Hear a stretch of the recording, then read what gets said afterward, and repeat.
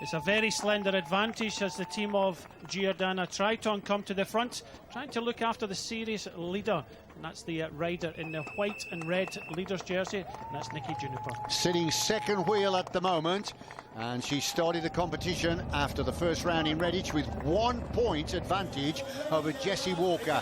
And these two are near the front. We expect to see them dueling for the points. Remember, it's 5 to the win, down to 1 for 5th, and here comes Juniper. Juniper committing herself now. The early strike for the line, and she gets it. 5 points to Juniper. Walker was over the line second to get the 4, and it looked like the national champion Rowe just clinging on to third spot for 3. But Juniper here, really eager to get on with it as we confirm the result. First 3 called correctly. 4th was Gabby Shaw, and Anna Slip-Park coming in for the 1 in 5th position.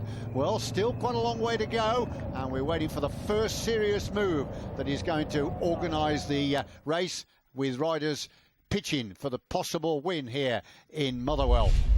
Now then, on the right we can see Katie Archibald. Archibald, this is one of her classic moves. She's just decided to apply the pressure and ignite the burners, and once she gets clear, I tell you what, there's nobody in this field strong enough to pull Archibald back if she does get rid of the peloton.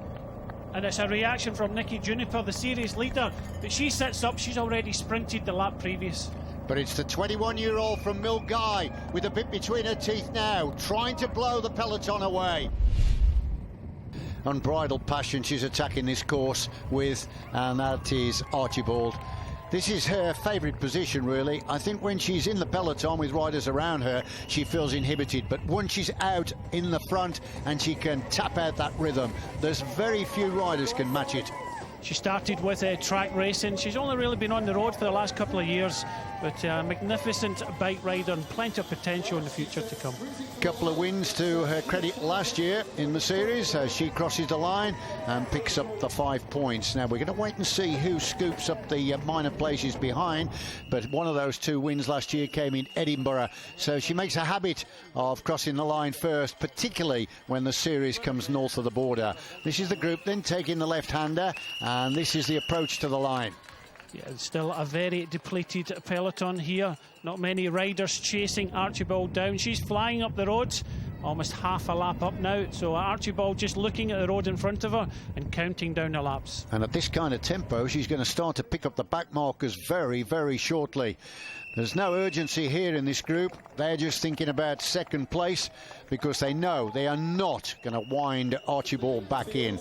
Now then, beginning to gather themselves here for the charge to the line, and the 4 points available, right down to 1 for 5th position, and it's the rider from USN having a go here. This is Emily Nelson in 2nd position, looking as though she's going to try and come round. Emily Nelson, a former World Junior Team Pursuit champion. Ooh, it was close on the line, wasn't it? We'll wait to confirm that, but it looked like Nelson just ahead of the Giordana Triton rider.